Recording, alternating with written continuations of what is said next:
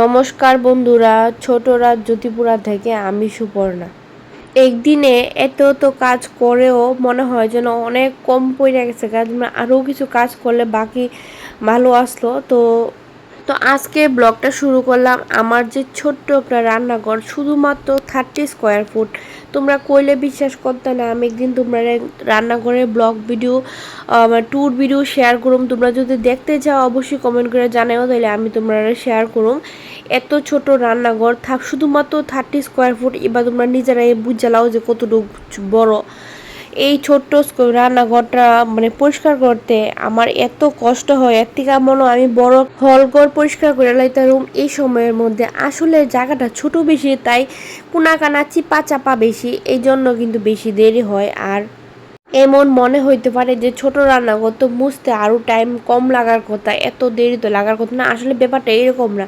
তোমরা নিজেরাই দেখতেছো এই চিপাটা, ফিল্টারের এই চিপাটা মুছতেই আমার এত সময় লাগতেছে। কি আর কমু, প্রথমে স্কচ ব্রাইট দিয়া ঘষা স্টাইলিশটা পরিষ্কার করলাম, তারপরে সাবান জল দিয়ে সেরাই জায়গাটা মুছে লাইতেছি। আসলে টাইলসটার মধ্যে কিছুদিন পর পরে এই পাড়া পাড়া দাগ পড়ে জায়গা, সেই কারণে পায়ে পায়ে একটা দাগ পড়ে, সেটি পরিষ্কার করা লাগে ঘষা। আর আমার এটা যে টাইলসটা রাফ টাইলস, এটা এটা কি ক্র্যাচ ফিট টাইলস, তো এই কারণে এটা কেমন কেমন জানি প্লেন টাইলস না, এই কারণে আরও দাগটা পড়ে বেশি। তো আজকে আমি রান্নার সরঞ্জামটা রেডি করে নিলাম, এদিকে বসাই দিছি কলার মোচা সিদ্ধ। তো আজকে রান্না করবো একটু অনেক কিছুই রান্না করবো আজকে, অনেক দিন পর কিন্তু অনেক কিছু রান্না করতেছি, না হলে কিন্তু আজকে বিগত অনেক দিন যাবৎ ডাল আর শুধু ভাজা খাইতে খাইতে প্রায় ঘরের সব সবজি পচা ধর্ব অবস্থা হয়ে গেছে। এগুলি যদি আজকে না রান্না করি তাহলে এটি কালকে অব্দি আর থাকতো না, সব ফালাই দিতে হইব। তো এই কারণে সবজি বাঁচানোর লেগে আমি আজকে সব কিছু রান্না করে নিতেছি, কারণ সবজি যদি ফালানো লাগে তাহলে কিন্তু বর প্রচণ্ড রাগ করব। এই কারণে আমি সব সবজি আজকে রান্না করে নিতেছি। এত তরকারি রান্না করতেছি বহুদিন পরে, আজকের থেকে প্রায় 1 বছর আগে মনে হয় এই 3-4টা তরকারি রান্না করতাম, এখন তো কড়া ছাইড়েই দিছি। এখন তো শুধু ডাল করে লাই, অনেক সময় রান্না করতে ভালো লাগে না, অলস লাগে, এগুলো কারণে ডাল রান্না করি, নাহলে একটা ভাজা রান্না করি, আর নাহলে শুধু ডাল রান্না করে রাখি, এমন অবস্থা। আচার দিয়া পাঁপড় দিয়া কোনো রকম লেবু দিয়া খেলাই। তো এইসব করতে করতে আমার কিন্তু ফ্রিজের মধ্যে মোটামুটি অনেকটি সবজি নষ্টের মতো হয়ে গেছে। তো সে কারণে আজকে সবটি একসাথে বাইর করে লেছি, পরিষ্কার করে লেছি, আর সবই কাইটে লাইছি আজকে রান্না করে নামো। তো এখন প্রথমে কিন্তু আমি পেঁপে রান্না করার আগে বসাই দিছি পেঁপে তরকারিটা। আসলে পেঁপে আলু সোয়াবিন দিয়ে ডালনা করো, তো সুজয়ের এটা দিয়ে মুখ খাওয়াইতে, তার লেগে আমি আগে এটা বসাই দিলাম যাতে ও তাড়াতাড়ি রেডি হয়ে গেলে তাড়াতাড়ি ও স্নান করে খাইতে পারে। তো এখন আমার পেঁপে আলু ভাজা হয়ে গেছে। এই রান্নাটা কিন্তু রুটি দিয়ে খাইতে খুব দারুণ লাগে, রুটির সাথে এই তরকারিটা হইলে দুর্দান্ত লাগে। তার লেগে এটা করছি যে একটু সবটা পেঁপে আমি করে লেছি, একটু বেশি করে করলাম। দেখো, সংসারে কাজ কিন্তু কোনোদিনও শেষ হয় না, তুমি যতই পরিষ্কার করি না কেন ইচ্ছা হয় তুমি আরও পরিষ্কার করি, এই জায়গাটা পরিষ্কার করলে ভালো আসতো। কিন্তু যদি ঘর গুছাতে লাগে তাহলে এমন মনে হয় যে আরও একটু গুছাই, এই জায়গাটা এরকমভাবে ডেকোরেশন করলে ভালো আসতো, ওই জায়গাটা এরকম করলে ভালো আসতো।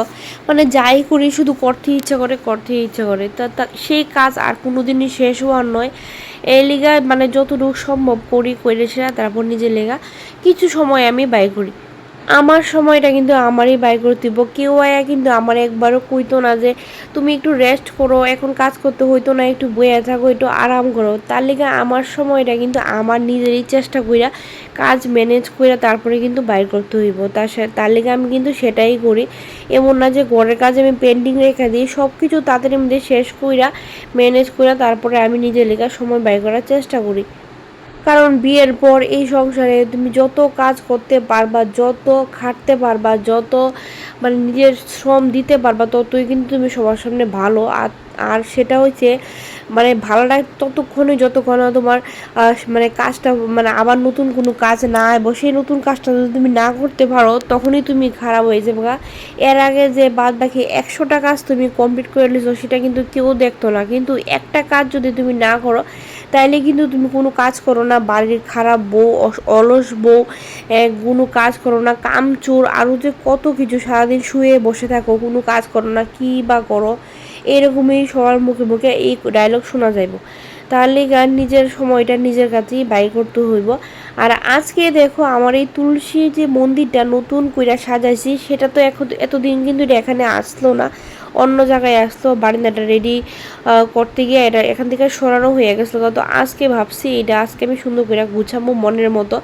তো দেখো প্রথমে কিন্তু আগের দিন কিন্তু আমি ইট দিয়ে এখানে রাখছিলাম, তো আমার মনে হইতাছে আজকে যে ইটটি দিছি যে এটা অনেকটা নিচু হয়ে গেছিলো, আর একটু উঁচু হইলে হয়তো ভালো আসলো। তাহলে আমি একা একাই কিন্তু ইট লয়ে এসেছি, বর কিন্তু জানে না, বর দেখলে রাগারাগি করব, বলবো তুমি বেশি পাকনামি করো। তো তার লিগে আমি একা আগে নিজে সেটিং করে তারপর আমি মন্দিরটা এখন বসাই দেবো। আমার তো মনে হইতেছে এই উঁচাটা মানে অনেকটা ঠিক আছে, নাহলে বেশি নিচা নিচা লাগে।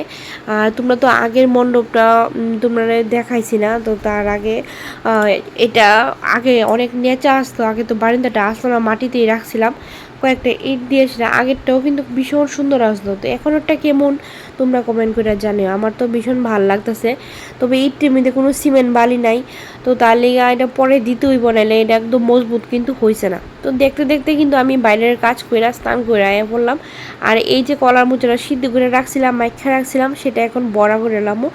আমার না এই বড়াটা খাইতে ভীষণ ভালো লাগে। আর অনেক দিন পর ভাজাভুজি করতাছি, ওর মানে ভাজাভুজি বলতে পকোড়া করতেছি, ভাজাভুজি তো করি কিন্তু পকোড়া করি না, পকোড়া অনেক দিন পরে বানাইতেছি, ভীষণ ইচ্ছা করতেছিল পকোড়া খাইতে। তো এতগুলো আইটেম হওয়ার পরে ভাবছিলাম একবার যে এটা পকোড়াটা রাত্রে লেগে রেখে দেবো, মানে রাত্রে খামো। তারপরে ভাবলাম যে না, একটা দুইটা কইরাই লাই, সবটা না করলেও কয়েকটা কইরা লাই ভাতের সঙ্গে খাওয়ার লেগা, কারণ ভীষণ ইচ্ছা করতেছিল পকোড়া খাইতে। চারিপাশে এমন কিছু মানুষ আছে তারা লেগে আমি আগে পকোড়া খেতে ইচ্ছা না করলো কিন্তু তেল না থাকলো কিন্তু তেল বড়ে দিয়ে আনাইয়া তারপর পকোড়া করতাম। ওরা পকোড়া খেতে খুব ভালোবা, মানে খুবই ভালোবা, প্রচুর খাওয়াইছি 2-3 বছর, মানে প্রচুর পকোড়া ভ্যারাইটি রকমের পকোড়া করে খাওয়াইছি। কিন্তু আজকে দেখো তারা কত বেমান, তারা আজকে আমারে চিনে না, সামনে হাইটটা গেলেও আমারে চিনে না তারা, আমি কে তারার সামনে, আমি কিছুই না। আসলে মানুষ লেগা যতই করি না গেলে মানুষ বেমানই থাকে, কোনোদিনও তারা সোজা হয় না, সবসময় তারা বেমানই থেকে যাইব। যতই করি না গেলে তারার মন পছন্দের যতই রান্না কইরা খাওয়াই, তারার মন পছন্দের যতই কাজ কইরা দিই, তারার কাছে তারার মনের মতো কোনো কাজ না হইলে বা তারার ইচ্ছার বিরুদ্ধে কোনো কিছু যদি ছোট ছোট কিছু হয়, তাইলে কিন্তু তারা চট করে রং চেঞ্জ করে গিরগিটের মতো রং চেঞ্জ করে তারা। আসলে আমি এই কারণেই কোনো পকোড়া বানাই না 1 বছর যাবৎ, তারা এই কারণেই। কিন্তু যেদিন থেকে তারা মানে আমাকে চিনে না সেদিন থেকে কিন্তু আমার পকোড়া খাইতেও আর ইচ্ছা করে না। মনের দুঃখে আমি পকোড়া বানানোই ছেড়ে দিয়েছি, আর বহুদিন পরেই আজকে পকোড়া বানাইতেছি। তো যাকগে আজকে দেখো মানে দুপুরের লাঞ্চ মেনুতে আসলো, এই দেখো ডেকি শাক করছি, এইদিকে মানে ডেকি শাকটি নষ্ট হওয়ার পথে আসলো, তো বাঁচাই লাইছি কইরা সেরা। এইদিকে করছি কাঁচকলা দিয়ে টমেটো আলু দিয়া একটা মানে কষা কষা একটা রান্না।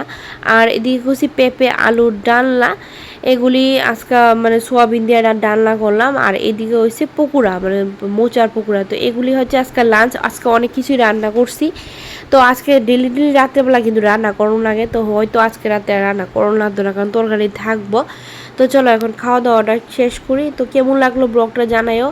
আর দেখো এইদিকে সন্ধ্যার সময় পড়তে বসে কয়েকটা রুটি বানাইলাম 3-4টা। আমি ওই তোমরা তো কইছি ওই যে রুটি দিয়া এই ডালনাটা দিয়া খাইতে কিন্তু ভীষণ ভালো লাগে। তো সুজয় লিগা আমি একটু রুটি করে নিলাম যে ওর টিফিনটা খাওয়াইয়া তারপর পড়তে বসাবো।